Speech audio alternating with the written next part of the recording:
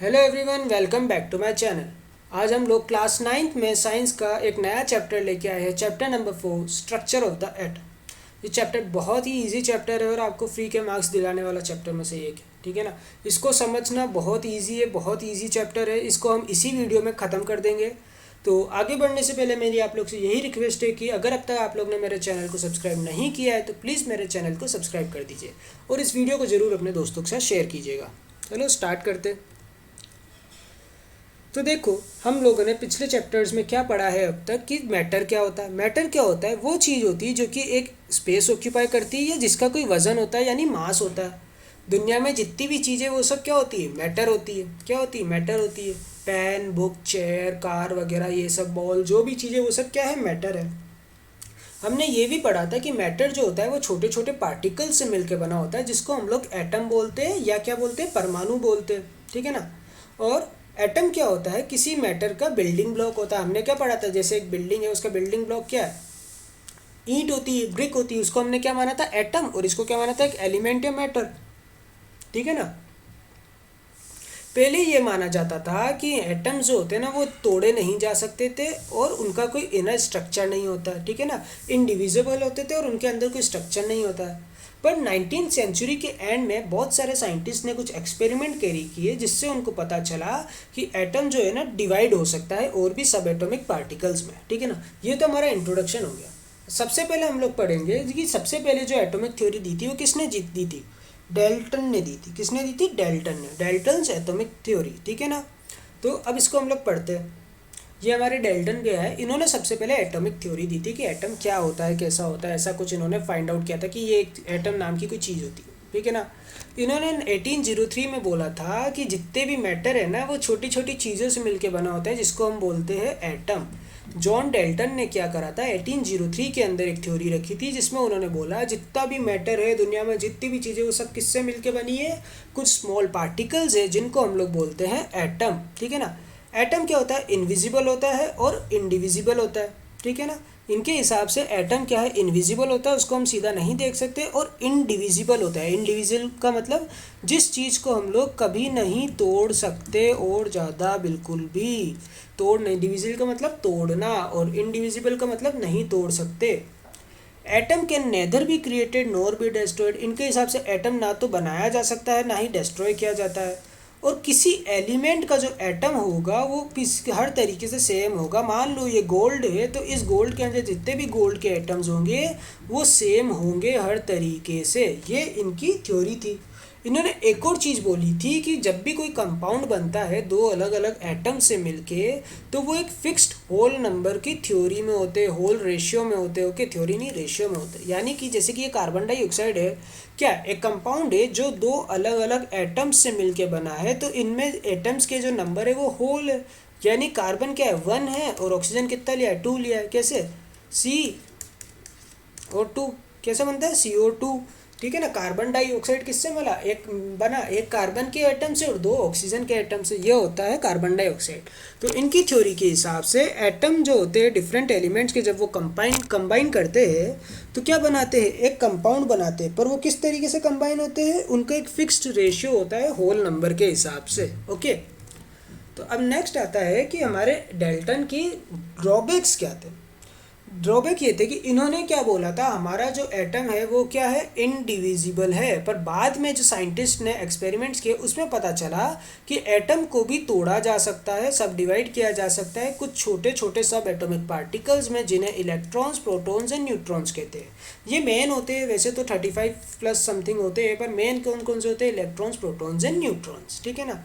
एक ही एलिमेंट के जितने भी एटम है वो डेल्टन के हिसाब से क्या होने चाहिए? सेम।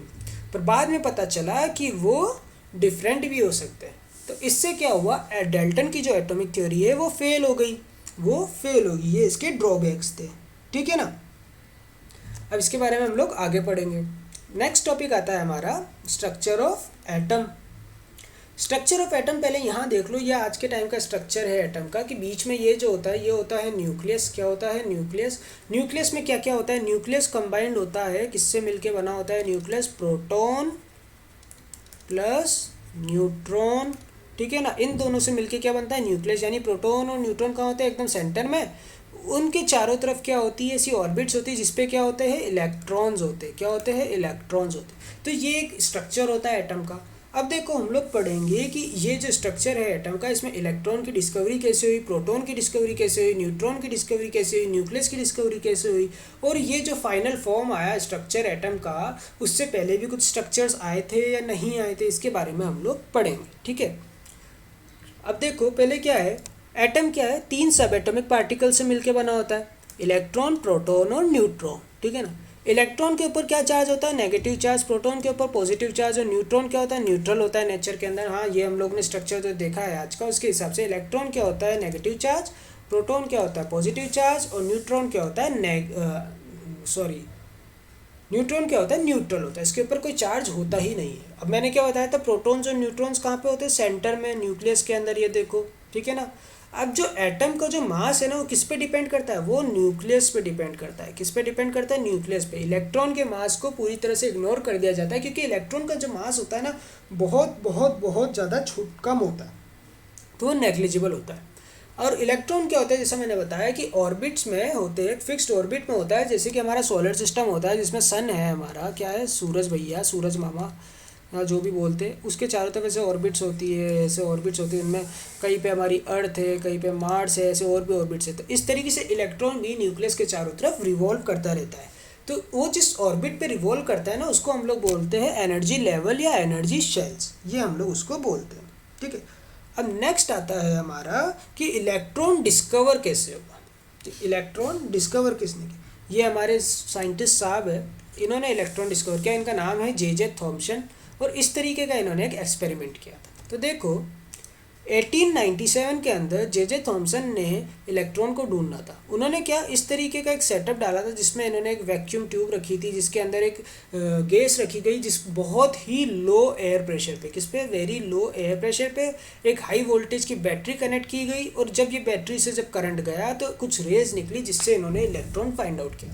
तो इसको ऐसे समझो कि जब हाई वोल्टेज का करंट यहाँ से पास किया गया ना, यहाँ से करंट जा रहा है, तो हाई वोल्टेज का जब करंट पास हुआ तो नेगेटिव साइड जो है, कैथोड जो साइड थी हमारी, वहाँ से एक रेज की बीम निकली। क्या निकली, रेज की बीम निकली। और यहाँ पे एक स्क्रीन रखी हुई थी, ZN स्क्रीन, जिसके ऊपर ग्रीन कलर का ग्लो होने लगा। जब वो रेज, जो पार्टिकल्स यहाँ से निकले, इस तरीके से गए और यहाँ जाके टकराए, तो वो ग्रीन कलर में करने लगी। तो उसको पता चला कि यहाँ से कुछ रेज निकली जो यहाँ टकरा रही है। तो कहाँ से निकल रही है वो रेज, कैथोड से निकल रही है। तो उसको क्या नाम दे दिया उसने, उन रेज का, कैथोड रेज, उसने उन रेज उसका नाम दे दिया। ठीक है ना।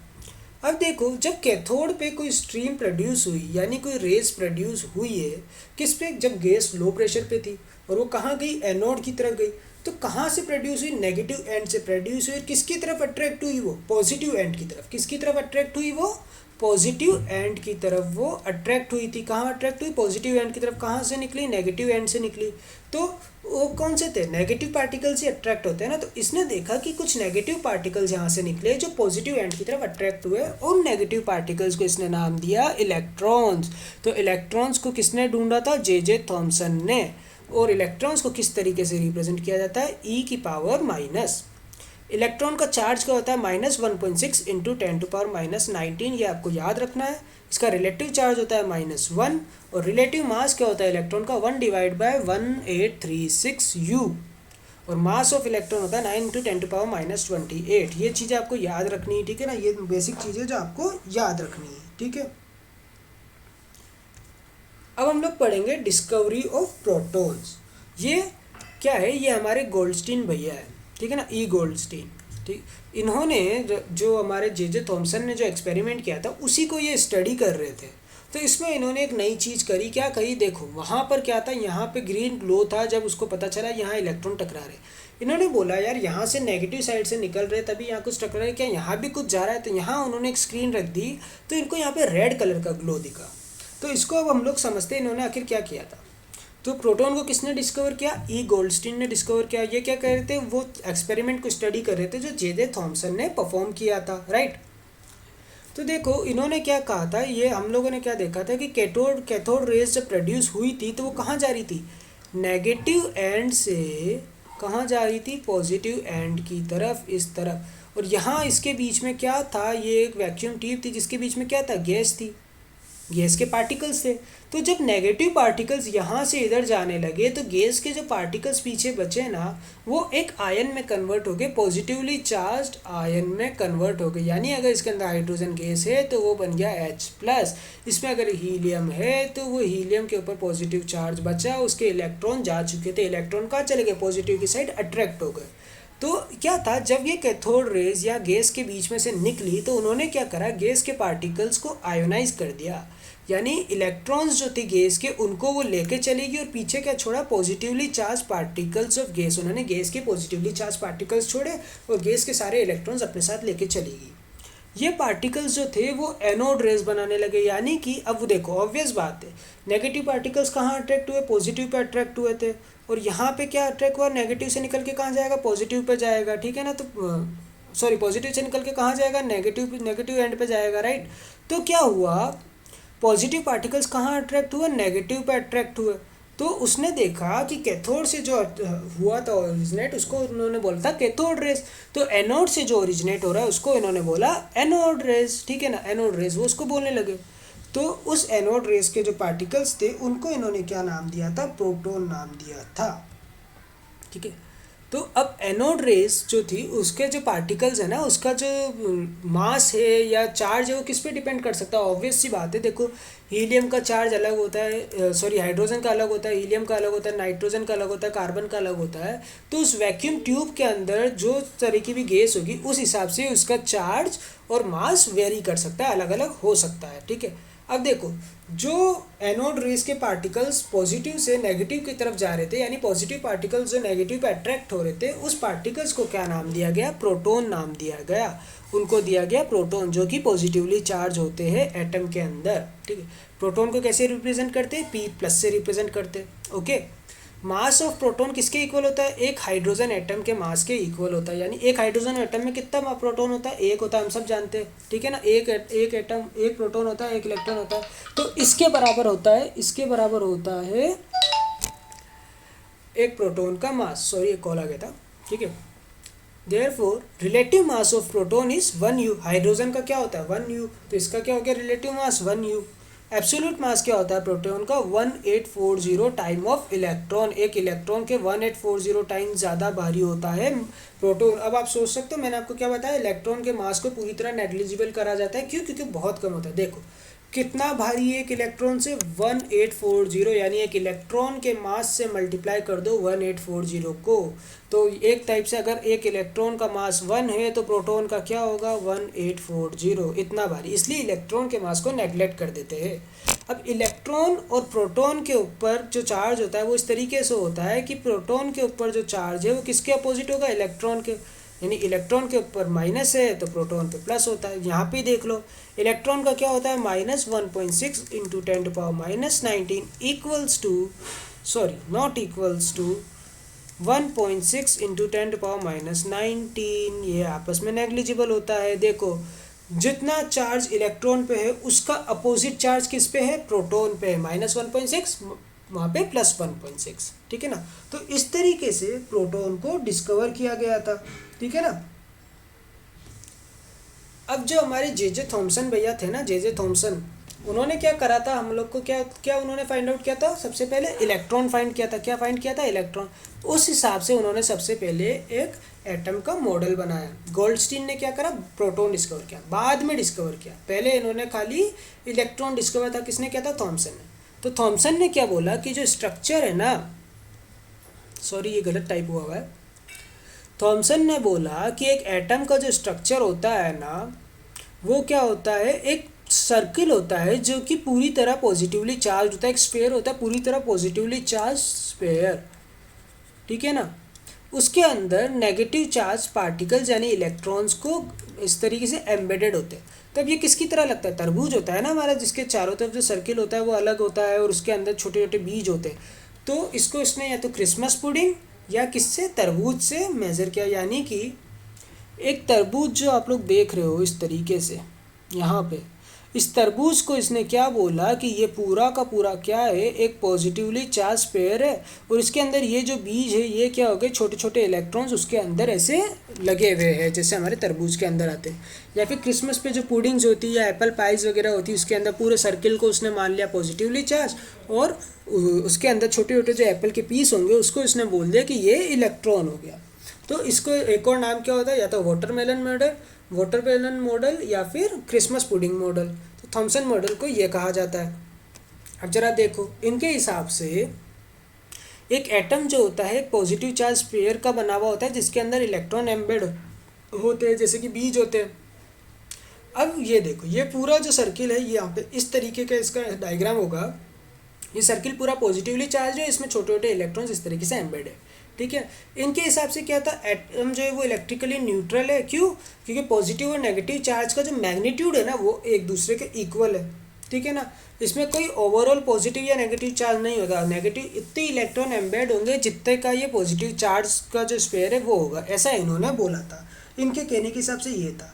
पर यार अब मुझे एक बात बताओ, कैसे पॉसिबल हो सकता है ये जो पूरा का पूरा एटम है ये कितने पॉजिटिव चार्ज का हमें क्या पता, और इसके अंदर किस हिसाब से इलेक्ट्रॉन को लगाया गया ये ढंग से एक्सप्लेन नहीं कर पाए थे।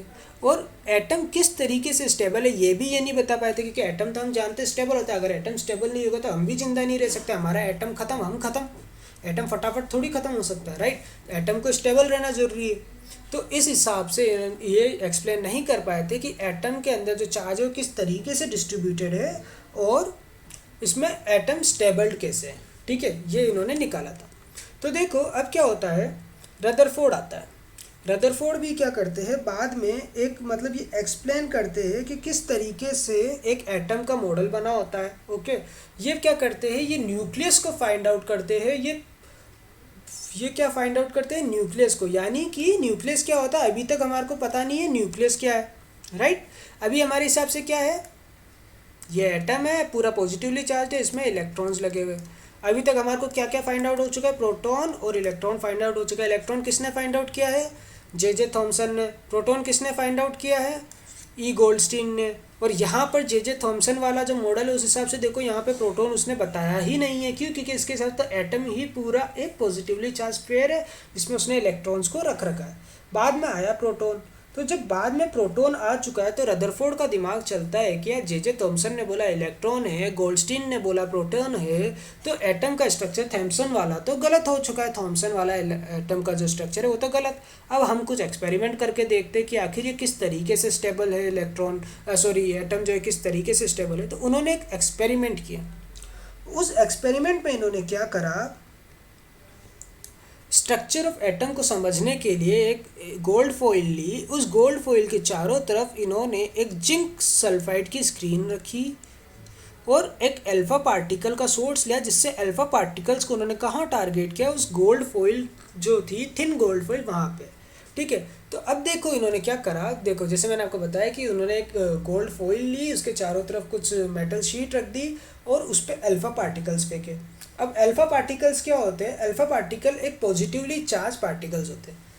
अब इन्होंने इसी को क्यों लिया भाई, नेगेटिवली चार्ज पार्टिकल्स क्यों नहीं लिए? तो उसका रीज़न ये भी हो सकता है, देखो कहीं बताया तो नहीं पर ये हो सकता है इलेक्ट्रॉन्स तो ढूंढे जा चुके, प्रोटॉन्स बाद में ढूंढे गए, पर इलेक्ट्रॉन्स के बारे में पता है किस तरीके से एम्बेड किए होंगे थॉमसन ने बोला, पर थॉमसन ने ये नहीं बताया ना कि प्रोटॉन किस तरीके से एम्बेडेड है। तो इनको देखना था कि आखिर प्रोटॉन कैसे एम्बेडेड है। प्रोटॉन क्या होता है, पॉजिटिव पार्टिकल होता है, ठीक है ना। तो प्रोटॉन के पास अगर कोई पॉजिटिव पार्टिकल जाएगा तो वो रिपेल होगा। तो अगर कोई भी चीज़ किसी चीज़ से दूर भागेगी तो हमें पता चल सकता है ना कि वहाँ पर कुछ है, हमें पता चल सकता है। इसलिए इन्होंने अल्फा पार्टिकल ली। अब अल्फा पार्टिकल क्या होता है, एक पॉजिटिवली चार्ज पार्टिकल होता है जिसमें 2 यूनिट पॉजिटिव चार्ज के होते हैं और 4 यूनिट का मास होता है। बेसिकली अल्फा पार्टिकल क्या होता है, हीलियम का न्यूक्लियस होता है जिसके अंदर इलेक्ट्रॉन खत्म कर दिए गए, दोनों इलेक्ट्रॉन उसके हटा दिए तो हीलियम पे क्या बचा, खाली प्रोटॉन बचा, 2 प्रोटॉन बचे। तो हीलियम के न्यूक्लियस को हम बोलते हैं अल्फा पार्टिकल। अब देखो जब ये अल्फा पार्टिकल्स को यहाँ से फेंका गया इस तरीके से, ये जो इन्होंने शीट ली थिन गोल्ड शीट, इसके चारों तरफ इन्होंने क्या लगाया, एक मेटल की शीट लगाई जिंक सल्फाइड, और यहाँ से अल्फा पार्टिकल्स गए। तो क्या कुछ पार्टिकल्स इस तरीके सीधे गए और उनको यहाँ ग्लो दिखा, कोई फ़र्क ही नहीं पड़ा, ठीक है यहाँ पे कोई पॉजिटिव चार्ज नहीं। यहाँ पे इन्होंने नोटिस किया कि कुछ रेज जो है ना इस तरीके से डिफ्लेक्ट हो गई।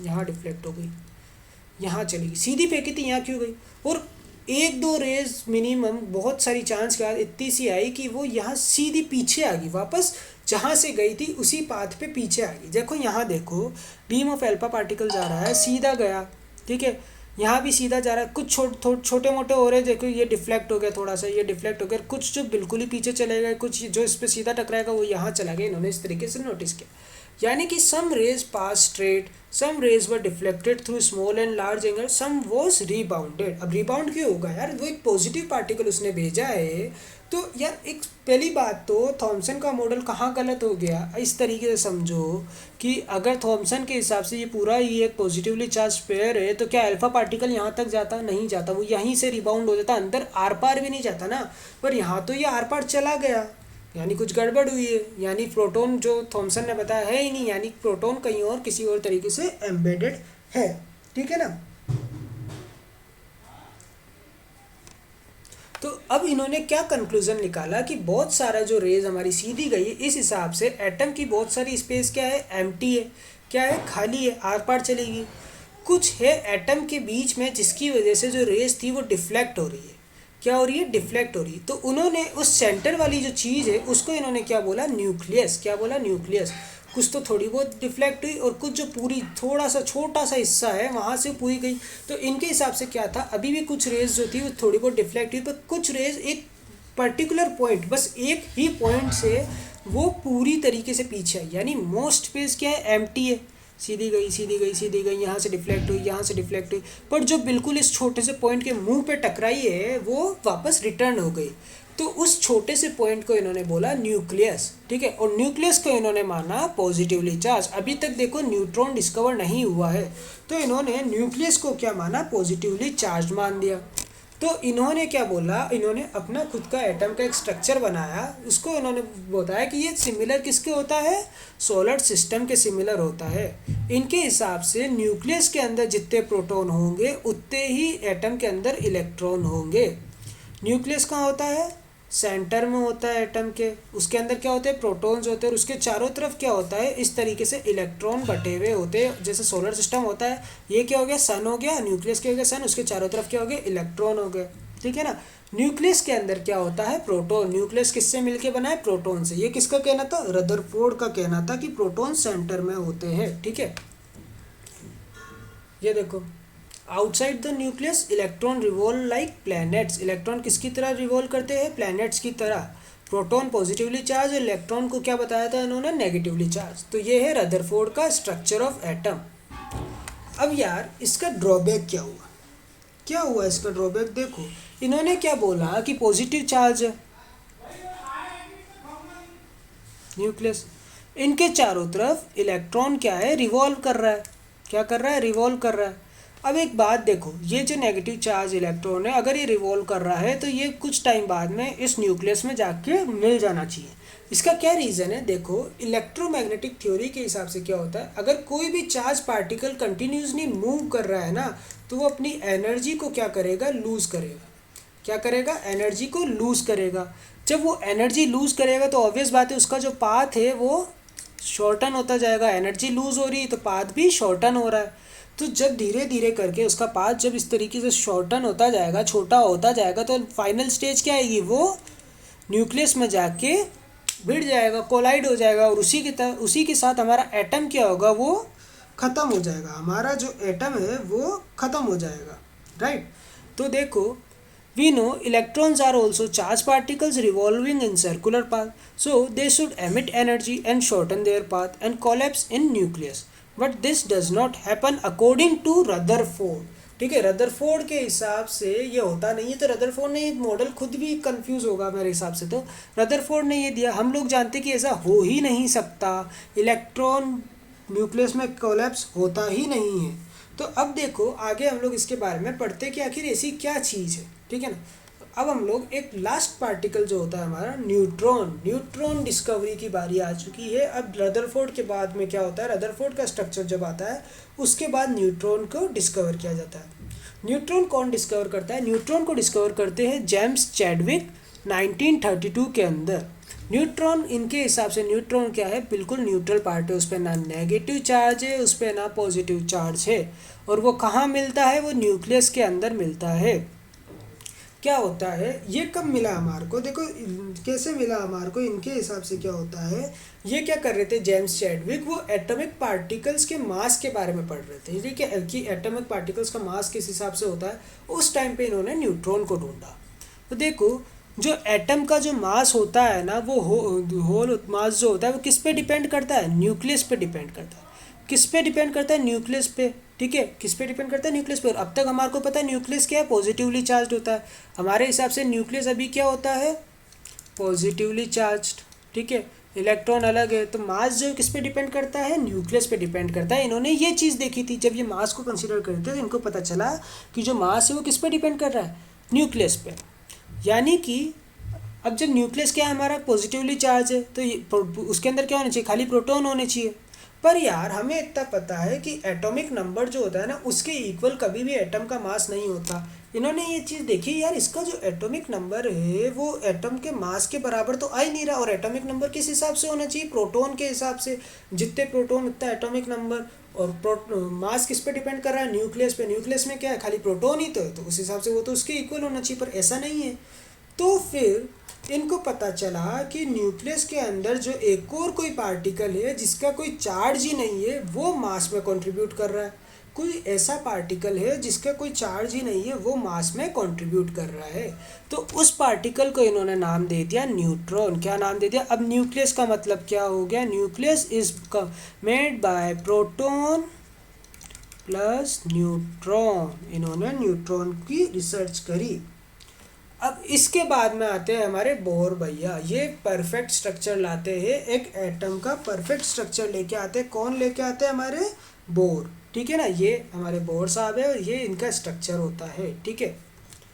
तो इसको किसने दिया था, नील बोर ने दिया था, ठीक है। इनके हिसाब से क्या है, एटम जो है इलेक्ट्रिकली न्यूट्रल होता है, यानी कि उसमें जितने प्रोटॉन्स होंगे उतने ही इलेक्ट्रॉन्स होंगे। बोर ने क्या बोला कि जितने प्रोटॉन्स होंगे उतने ही इलेक्ट्रॉन्स होंगे। सेंटर में क्या होता है, न्यूक्लियस प्रेजेंट होता है। सेंटर में क्या होता है, एटम के सेंटर में क्या होगा, न्यूक्लियस होगा। न्यूक्लियस में क्या होता है, न्यूक्लियस किससे मिलकर बना होता है, प्रोटॉन और न्यूट्रॉन से। ये सब बोर ने बोला है, ठीक है। जिसमें उन्होंने बोला प्रोटॉन क्या होता है, पॉजिटिव चार्ज होता है, और न्यूट्रॉन क्या होता है, उसके ऊपर कोई चार्ज ही नहीं होता है। इनके हिसाब से इन्होंने ये बोला, इनके हिसाब से क्या आज की चीज़ ही है ये। तो बोर थ्योरी क्या होती है, नील बोर बोलते हैं कि एटम जो होता है वो इलेक्ट्रिकली न्यूट्रल होता है, ठीक है, इलेक्ट्रिकली न्यूट्रल होता है। सेंटर में क्या होता है, एटम के एक न्यूक्लियस होता है जिसमें प्रोटॉन्स और न्यूट्रॉन्स होते हैं, जिसमें प्रोटॉन का चार्ज होता है पॉजिटिव और न्यूट्रॉन पे चार्ज ही नहीं होता है। ओके, फिर इनके हिसाब से क्या था, जो इलेक्ट्रॉन्स जो होते हैं ना, अब उसमें एटम के अंदर वो क्या होते हैं, कोई पर्टिकुलर ऑर्बिट्स होती है, जैसे हमारे सन होता है ना, सन, उसके चारों तरफ हमारी ऑर्बिट्स होती है जिसमें अलग अलग प्लैनेट्स हमारे रिवॉल्व करते रहते हैं, अर्थ वगैरह ऐसे। उसी तरीके से इलेक्ट्रॉन्स भी एक फिक्स्ड ऑर्बिट के अंदर रोटेट करते रहते हैं चारों तरफ, यानी उनकी सबकी डिफरेंट डिफरेंट ऑर्बिट होती है और वो न्यूक्लियस के चारों तरफ रोटेट करते रहते हैं। और जो ऑर्बिट्स है ना, उनका रेडियस भी डिफरेंट होता है। देखो यहाँ देखो, ये न्यूक्लियस है, इसके चारों तरफ एक ऑर्बिट है, इसमें कुछ इलेक्ट्रॉन है, इसमें कुछ इलेक्ट्रॉन है, और सबकी रेडियस भी न्यूक्लियस से अलग अलग हो गई। तो ये जो ऑर्बिट्स है ना, जिसके चारों तरफ इलेक्ट्रॉन, जिसके ऊपर इलेक्ट्रॉन न्यूक्लियस के चारों तरफ रैपिडली रिवॉल्व कर रहे हैं, उसको इन्होंने नाम दिया एनर्जी लेवल और शेल। क्या नाम दिया इन्होंने, एनर्जी लेवल और शेल।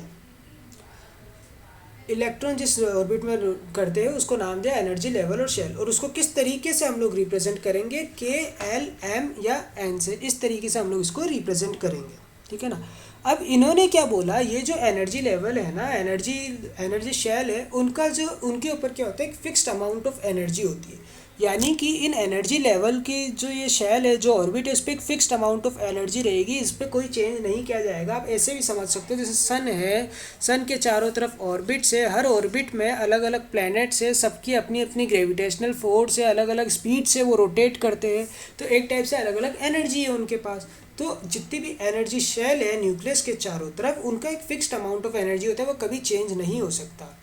और इलेक्ट्रॉन क्या होता है, कभी भी एनर्जी को ना तो लूज कर सकता है ना गेन कर सकता है जब तक वो खुद की ऑर्बिट में है। जैसे कि हमारा अर्थ है, ना तो अपनी स्पीड ज़्यादा बढ़ाएगा, यूँ नहीं कि इस साल वो 100 किलोमीटर तेज़ स्पीड से चल रहा है या पिछले साल 100 किलोमीटर कम स्पीड में चल रहा था, ऐसा नहीं है। एक टाइप से अर्थ क्या है, हमारा इलेक्ट्रॉन है, सेम स्पीड पर चल रहा है, जब तक वो अपनी ऑर्बिट के अंदर है तब तक वह वैसा ही रहेगा। वो अपनी ना तो एनर्जी गेन करेगा ना लूज़ करेगा। अब हर ऑर्बिट के अंदर अलग अलग नंबर के इलेक्ट्रॉन्स होते हैं, यानी हर ऑर्बिट कुछ particular amount of electron he hold कर सकता है। उसके लिए इन्होंने एक फॉर्मूला दिया 2n², जहाँ पे n का मतलब हुआ कौन से ऑर्बिट पे वो है। जैसे कि अगर हमारे को फर्स्ट ऑर्बिट पे निकालना है तो 2 लिया, फिर n में हम क्या रखेंगे 1 का स्क्वायर, तो उसमें कितने इलेक्ट्रॉन हो जाएंगे 2 इलेक्ट्रॉन्स। अगर हमने सेकेंड ली ऑर्बिट तो वहाँ पे n की जगह क्या हो जाएगा 2, 2 का स्क्वायर 4, 4 2 जा 8, यानी 8 इलेक्ट्रॉन्स। इसी तरीके से 3 4 n की जगह हम लोग क्या रख देंगे, नंबर रख देंगे, जो भी नंबर की हमें ऑर्बिट के बारे में पता करना है। ठीक है, तो ये बोर की थ्योरी थी।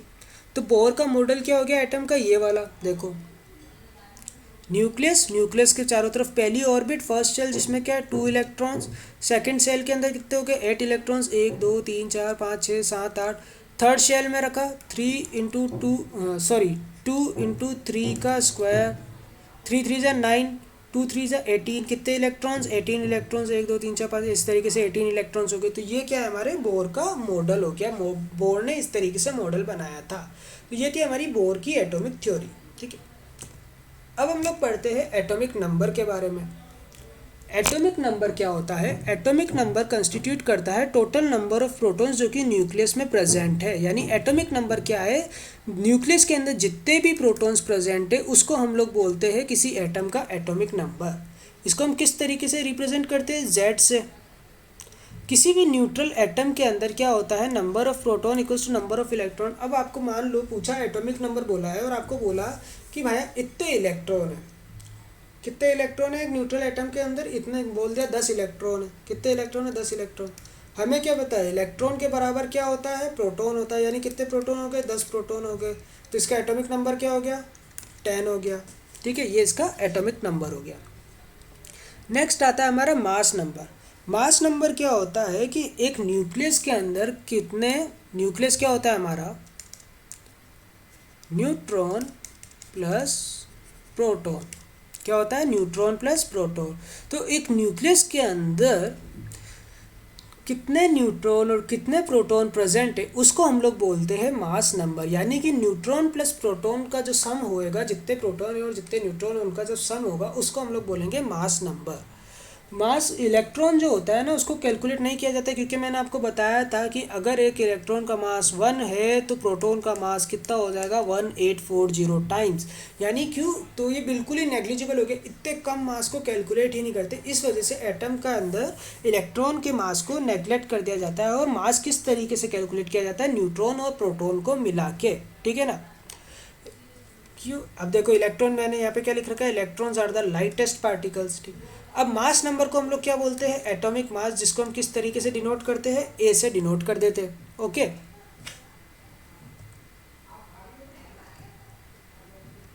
ओके, नेक्स्ट आता है कि हम किसी एलिमेंट को किस तरीके से रिप्रेजेंट करते हैं। किस तरीके से रिप्रेजेंट करते हैं मतलब ये एक्स अगर कोई एलिमेंट है तो उसके ऊपर हम लोग एटॉमिक मास कहाँ लिखेंगे और उसका एटॉमिक नंबर कहाँ लिखेंगे। ठीक है, तो देखो जैसे कि अगर हम लोगों ने एक हाइड्रोजन एटम लिया तो हाइड्रोजन एटम का हम लोग पहले उसका सिंबल लिखेंगे और टॉप पे हम लोग क्या लिखते हैं, ए क्या होता है हमारा एटॉमिक मास, यानी हाइड्रोजन का एटॉमिक मास क्या होता है 1। नीचे हम लोगों ने क्या लिख दिया, उसका मास नंबर क्या है, हाइड्रोजन का मास नंबर 1। यार ये तो सेम सेम हो गया, हमें एक दूसरा लेना चाहिए, तो हम लेते हैं ऑक्सीजन। ऑक्सीजन का एटॉमिक नंबर क्या होता है 8। क्या होता है 8 यानी उसके अंदर कितने प्रोटॉन्स होते हैं 8 प्रोटॉन्स। ओके, और ऑक्सीजन का मास नंबर क्या होता है 16, यानी उसके अंदर क्या होता है 8 तो प्रोटॉन होते हैं और 8 ही न्यूट्रॉन होते हैं। दोनों का सम क्या हो गया 16। टॉप पे क्या हो गया हमारा मास नंबर, नीचे क्या आ गया हमारा एटॉमिक नंबर, यानी कितने प्रोटॉन्स है, कितने प्रोटॉन्स है 8 प्रोटॉन्स है ये देखो। और 8 ही न्यूट्रॉन होते, तो दोनों का सम करके क्या निकलता है हमारा एटॉमिक मास या मास नंबर 16। तो हम लोग किसी भी एलिमेंट को अगर लेना है तो हम सबसे पहले उस एलिमेंट का नाम, टॉप पे हम लोग लिखेंगे एटॉमिक मास को, नीचे हम लोग लिखेंगे एटॉमिक नंबर। इस तरीके से हम किसी एलिमेंट को रिप्रेजेंट करते हैं। ओके, नेक्स्ट आता है इलेक्ट्रॉनिक कॉन्फ़िगरेशन। इलेक्ट्रॉनिक कॉन्फ़िगरेशन क्या होता है, इसमें हम लोग बताते हैं कि अभी तो हमने बताया प्रोटॉन्स वगैरह के बारे में, अब हम पढ़ते हैं कि जो एक एटम होता है उसके शेल्स में इलेक्ट्रॉन जो होते हैं वो किस तरीके से अरेंज होते हैं अलग अलग शेल्स के अंदर। यानी कि अगर ये न्यूक्लियस है, इसके चारों तरफ जो ऑर्बिट है, तो इस एक ऑर्बिट में कितने इलेक्ट्रॉन होंगे और कैसे अरेंज होंगे, इस एक ऑर्बिट में कितने इलेक्ट्रॉन्स होंगे, इसके बाहर वाले में कितने इलेक्ट्रॉन्स होंगे, हम लोग इस तरीके से हम लोग समझते हैं इसके बारे में। इसमें हम लोग बोर का ब्री रूल यूज़ करते हैं, जिसमें कि हम लोग अलग अलग जो हमने पढ़ा था अभी कि 2n² के हिसाब से हम लोग पता करते हैं कि एक ऑर्बिट के अंदर कितने इलेक्ट्रॉन होने चाहिए। यानी कि the maximum number of electron present in a shell is given by 2n²। यानी अगर 2 × 3 का स्क्वायर है तो 18 से ज़्यादा इलेक्ट्रॉन उस ऑर्बिट में हो ही नहीं सकते। ठीक है, एन क्या होता है, नंबर होता है, ऑर्बिट का नंबर होता है, या एनर्जी लेवल का इंडेक्स भी बोल सकते हैं हम लोग। तो देखो ये बेसिक आपको दे रखा है एक बार। के शेल के अंदर होते हैं 2 इलेक्ट्रॉन, फिर एल के अंदर होते हैं 8 इलेक्ट्रॉन, एम के अंदर 18 और एन के अंदर 32। अब देखो सो ऑन ऐसे चलता रहेगा, 5वां रख दोगे, ऐसे करते रहेंगे। अब देखो जो आउटर मोस्ट जो शेल होती है ना किसी एटम की, मान लो ये है, ये तो 8 है, ठीक है, 3 लेवल पे अपन ने मान लिया, इसमें कितने होने चाहिए 18। पर जो इसकी आउटर मोस्ट शेल होती है ना, इसके अंदर खाली 8 इलेक्ट्रॉन ही होने चाहिए मैक्सिमम। यहाँ 8 है, इसके हिसाब से यहाँ 18 होने चाहिए, पर जो आउटर मोस्ट शेल होती है ना उसके अंदर खाली 8 इलेक्ट्रॉन ही रहते हैं मैक्सिमम। इसको आप लोग आगे पढ़ोगे डिटेल के अंदर, क्यों होता है ऐसा, इसके बारे में आप लोग आगे पढ़ोगे। ठीक है, अब देखो ऐसा नहीं होता है, ये देखो लास्ट वाला पॉइंट बहुत इंपॉर्टेंट है। ऐसा नहीं किया जाएगा कि मान लो यहाँ पे एक इलेक्ट्रॉन रखा है, बोले नेक्स्ट इलेक्ट्रॉन आया, वो बोला मैं तो मेरी मर्जी, मैं तो यहाँ बैठूंगा भैया, ऊंचाई से देखूंगा, मेरे को स्टेडियम में थोड़ा दूर से देखना है। कोई यहाँ बैठ गया, मेरे को तो टॉप पे बैठना है, मेरे को मूवी देखनी है ऐसे अच्छे से, ऑडिटोरियम में बैठा है यहाँ मूवी, मैं तो टॉप फ्लोर से देखूँ, ऐसा नहीं होगा। पहले अंदर की जो रोज़ है आगे की, उसको पहले 2 इलेक्ट्रॉन देंगे, ये मैक्स होगी। उसके बाद 8 इलेक्ट्रॉन यहाँ भरे जाएंगे, कहाँ भरे जाएंगे, यहाँ पे।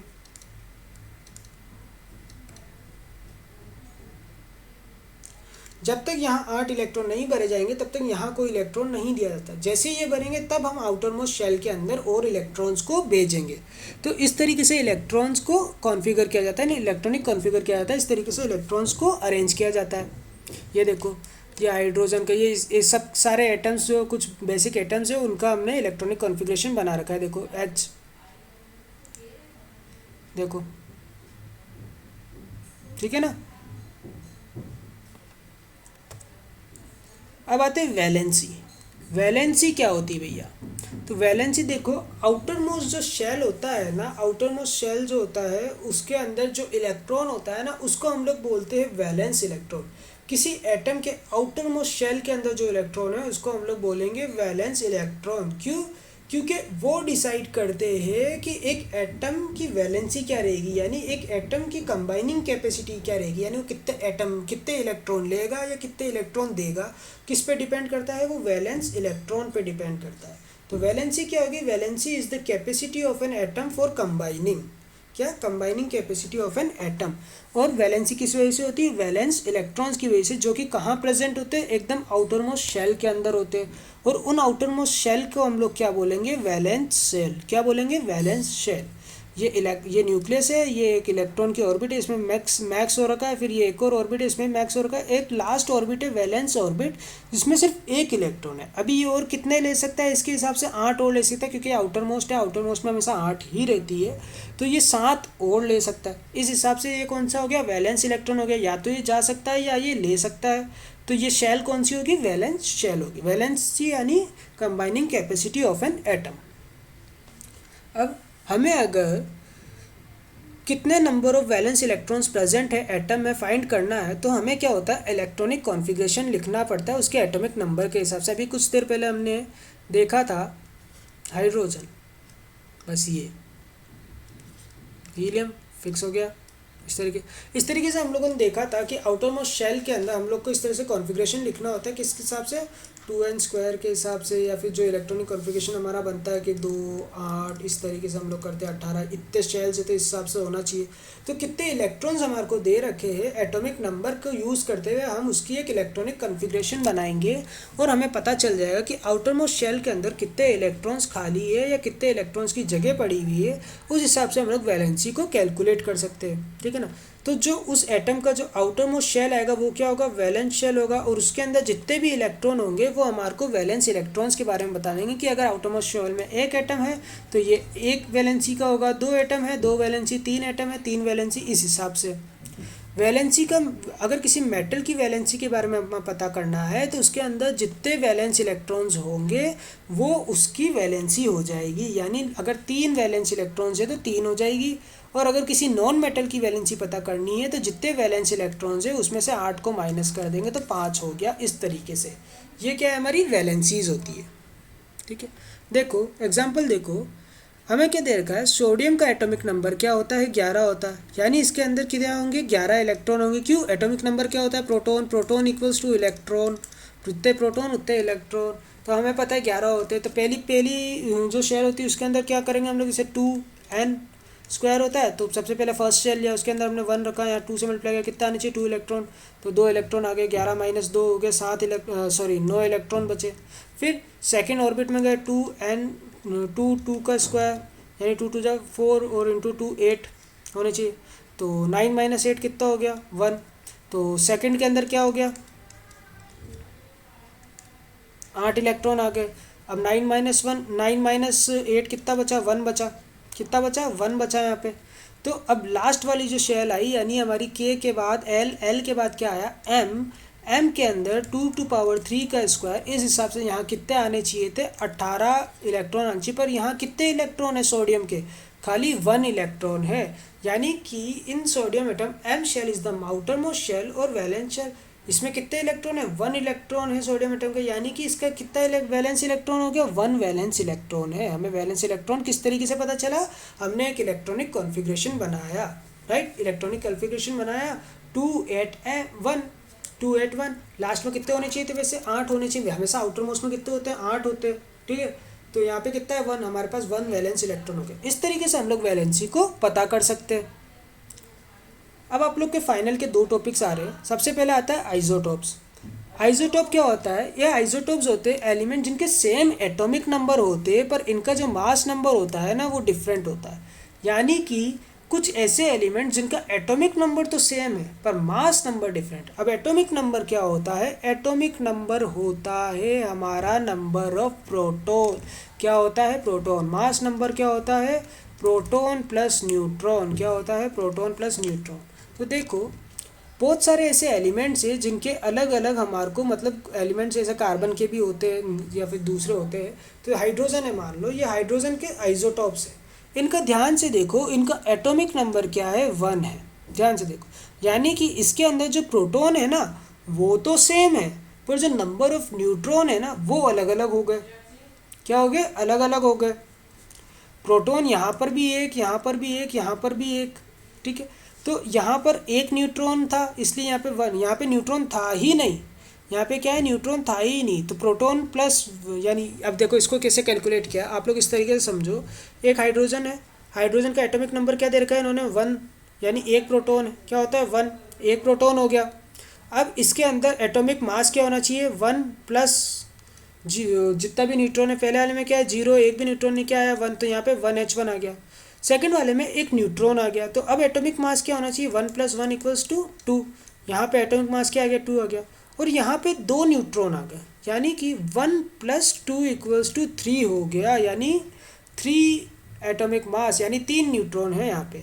तो ये होते हैं आइसोटोप्स, यानी कुछ एलिमेंट जिनका एटॉमिक नंबर तो सेम है, यानी इनमें प्रोटॉन के नंबर तो सेम है पर उनका जो एटॉमिक मास है वो चेंज हो गया, यानी उसमें न्यूट्रॉन्स थोड़े ज़्यादा आ गए और उस वजह से उसका मास चेंज हो गया, उसको हम लोग बोलते हैं आइसोटोप्स।